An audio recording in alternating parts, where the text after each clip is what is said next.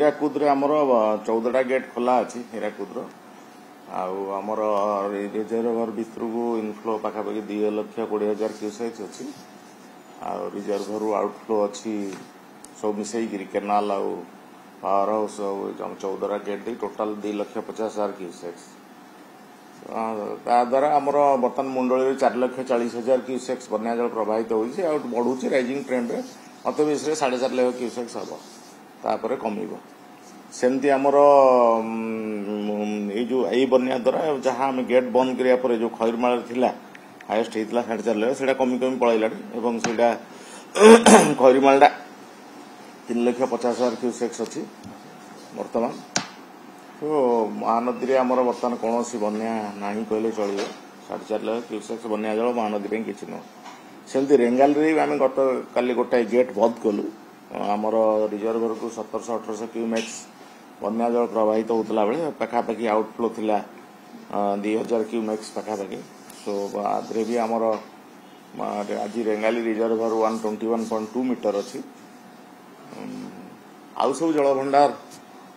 गुड़ाक भल स्थित अच्छी वर्षा भी आमर होती काली विभिन्न जगार आम पुणी आ गए 29-30 आपर टे देखा गत काली जहाँ फोरकास्ट थे आईएमडी से बदली जाइए सो बन्या जल सब नदी में सब जगह बहुत विपद कि वार्निंग लेवल तले प्रवाहित हो कौन जगह कौन अप्रीतिकर परिस्थिति कौन जगार उद्वेदन स्थिति कौन जगह सब स्थिति नॉर्मल तथापि आम सब जगह आमर जहाँ जहाँ वाचफुल अच्छु सब जगह हेले आम आकलन कर वर्षा तो आम फोरकास्ट देखू आम तो रिजर्वर 14टा अच्छी आम भावुँ काली भी जदि आहरी कमिज कहीं इनफ्लो आउटफ्लो अधिका हो गला सो आम हीराकुद जो 600 आम रहा कथा 621 मीटर फुट पाखापाखि आम भावुँ रखू आम रूल कर बंधे सो हीराकुद स्थिति रेंगाली भी आम से 121 मीटर पाखापाखि रखू हुए तो आउ गोटे गेट जदि अपर ब्राह्मणी कैचमेंट रे झारखंड की आमर ऊपर सुंदर आमर ब्राह्मणी कैचमेंट रे वर्षा नहले ताकू देखिए आम आउ गोटे गेट जो खोला अच्छी ब्राह्मणी ताकू भी दरकार पड़े बंद करूँ कारण आहरी मसे अच्छी आम पाखे वर्षा सेटा देखा मेजर आज जहाँ फोरकास्ट अच्छी आमर साउथ ओडिशा भी देखा साउथ ओडिशा वर्षा हम निहाई जरूरी आम रिजर्वर गुड़ा भारी पोजिशन खराब गंजाम ऋषिकुलिया बेसिन रे